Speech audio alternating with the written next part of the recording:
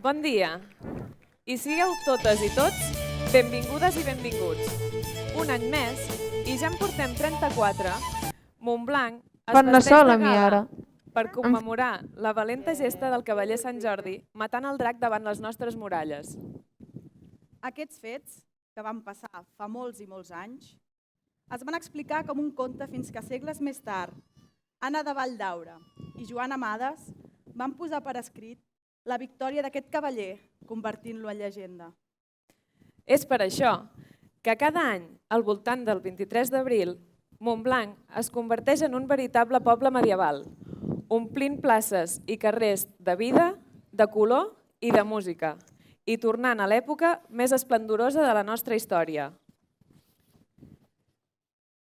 En aquell temps, Montblanc gaudia d'una bonança que era l'enveja del món conegut. Els artesans treballaven incansablement. Dels camps en sortien nombrosos i valuosos fruits. Els mercats i les fires bullien de gent anant i venint, i la festa tampoc hi faltava. Montblanc era, en resum, un poble feliç.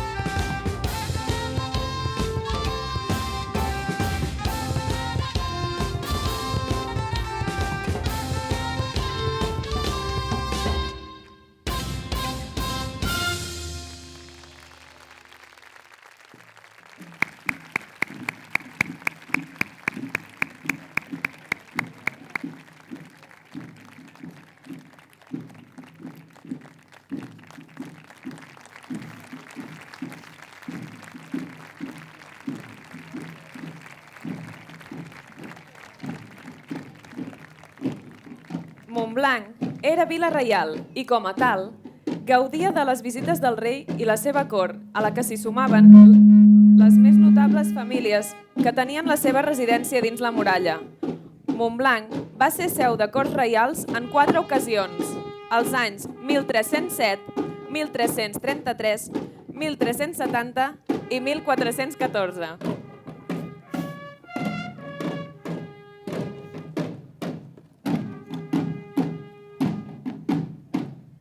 A la vila hi havia 3 famílies que destacaven de la resta, acumulant grans riqueses i poder.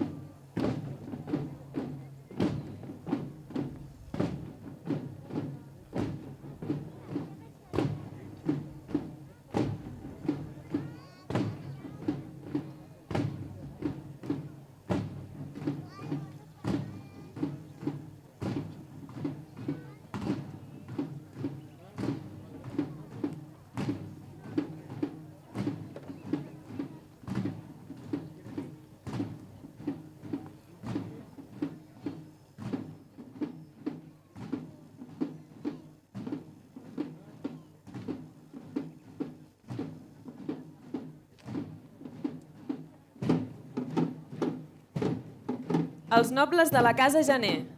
Nissaga Montblanquina, fidel, en primer lloc al poble i després al seu rei. Aquesta família, senyora del castell de Puiggròs, ha arrelat a la vila com el gener verd que llueix el seu escut. Els seus colors són el verd de l'esperança i l'or de la constància i la saviesa. Seva és la virtut de donar ànims als vilatans quan l'adversitat repta entre les muralles.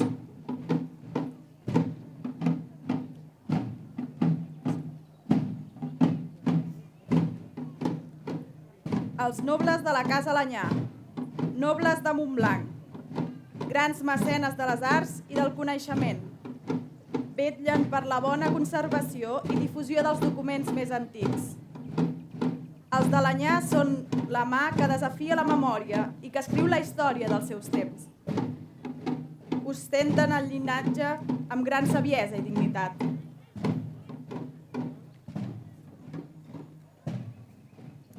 Els nobles de la casa Vilafranca, els més nobles, si això fos possible a Montblanc, caslans del nostre poble. Ells van veure néixer aquesta vila i l'enalteixen amb la integritat i la lleialtat que pregonen els colors del seu escut. El veguer de Montblanc, representant del rei a la vila des del 1163. Governa i administra justícia en nom de la corona a 71 pobles de la contrada, des de Vallfogona de Riucorb fins a Tivissa i des de l'Albi fins al Priorat.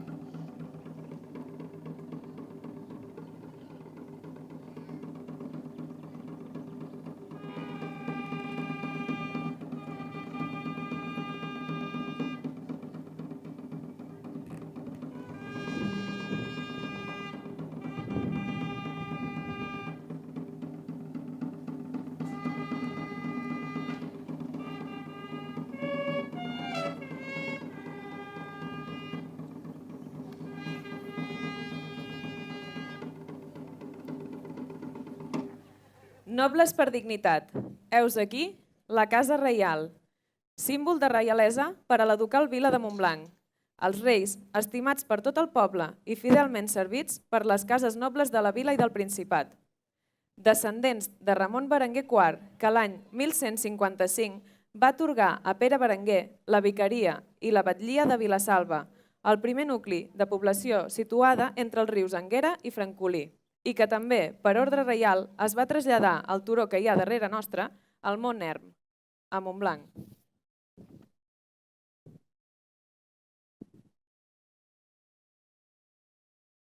Així doncs, anem a explicar-vos aquesta preciosa llegenda que succeí davant del portal de Sant Jordi ja fa centenars d'anys. Montblanc era un poble feliç i els seus infants jugaven i saltaven plens d'alegria.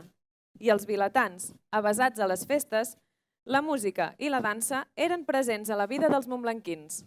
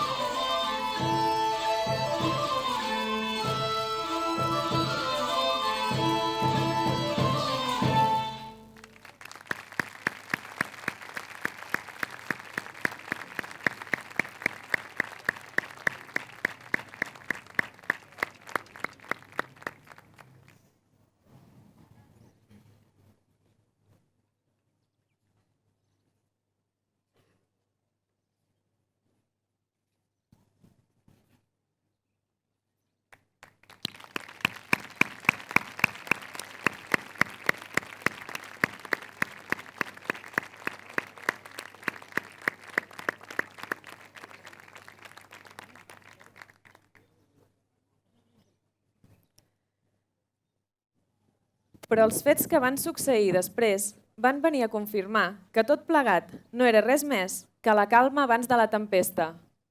Un bon dia, els camps del voltant de la vila van aparèixer cremats i no es sentia la remor de cap animal a quilòmetres a la rodona. De tant en tant, a la llunyania es sentia el bram d'una bèstia ferotge com mai s'havia vist. El rei va enviar els seus millors exploradors a buscar la fera i matar-la. Però el que es va trobar no era d'aquest món. Un monstre salvatge i terrible que posseïa les facultats de caminar, volar i nedar i tenia l'alè pudent, fins al punt que des de molt lluny, amb les seves alenades enverinava l'aire i produïa la mort de tots els que li respiraven. Els montblanquins li van donar tots els animals dels seus ramats, cabres, porcs, ovelles, cavalls, però aquella bèstia sempre tenia gana i la vila es va quedar sense res per donar-li de menjar. Així doncs, el rei va prendre la pitjor decisió de la seva vida. Cada dia, a trenc d'alba, es faria un sorteig entre tots els habitants i aquell qui destinés la sort seria lliurat a la fera. L'endemà van posar tots els noms dels montblanquins dins d'una olla, fins i tot la del propi rei i la seva família. I de l'olla en va sortir un paper i aquest paper tenia escrit el nom de la princesa.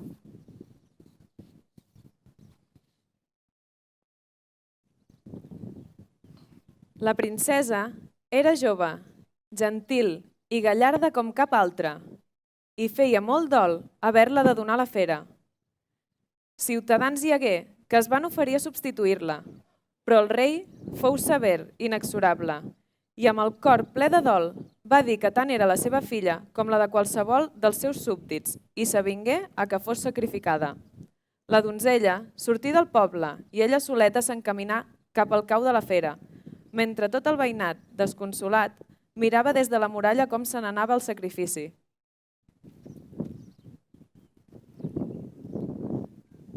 Però fou el cas que, quan va ésser una xica enllà de la muralla, se li presentà un jove cavaller, cavalcat en un cavall blanc i amb una armadura tota daurada i lluent. La donzella, esborronada, li digué que fugís de pressa, puig que per allí rondava una fera, que així que el veiés en faria xixina.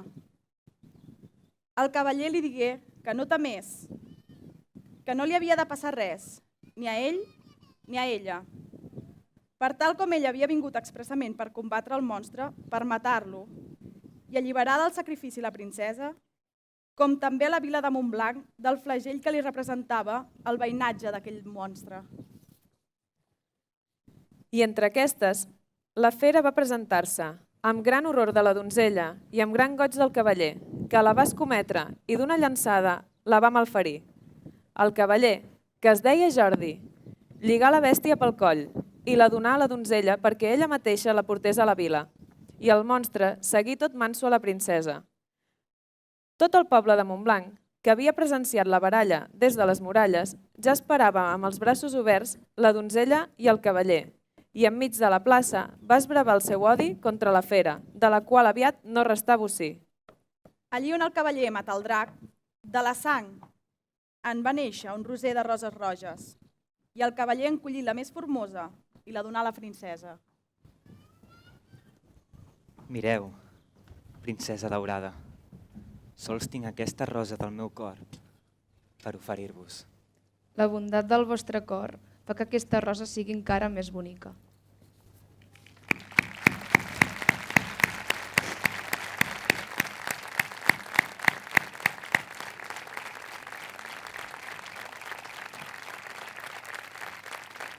Llavors, la gent esclatà de goig i joia com mai s'havia vist.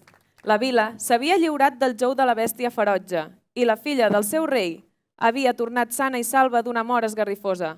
Les festes s'allargaren molts dies i moltes nits i l'alegria omplí places i carrers.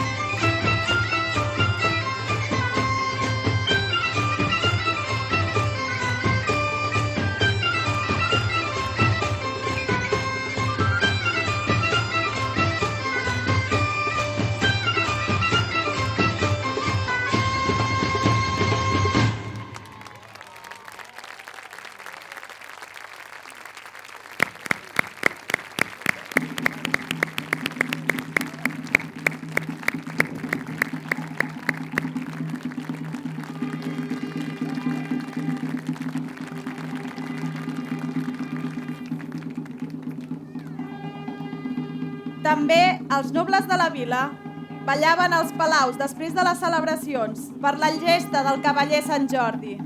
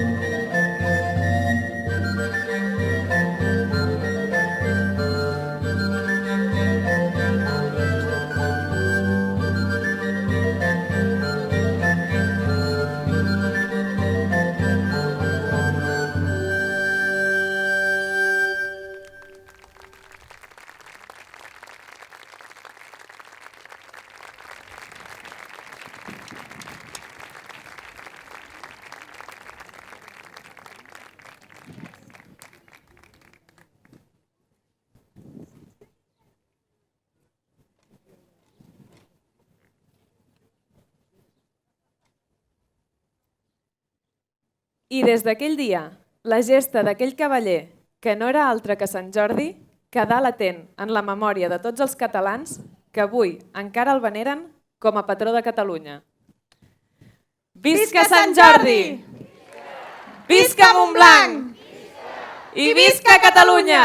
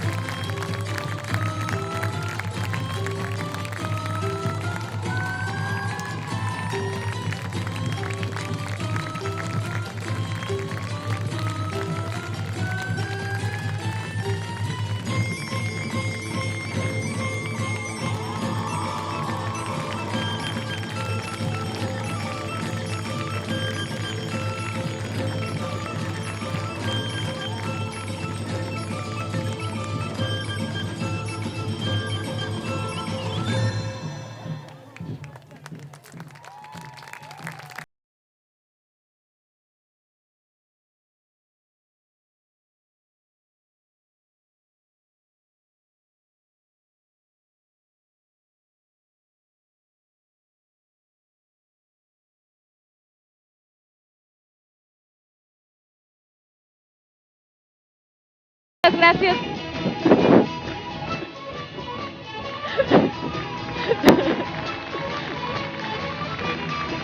Moltes gràcies per haver vingut. Fins la propera!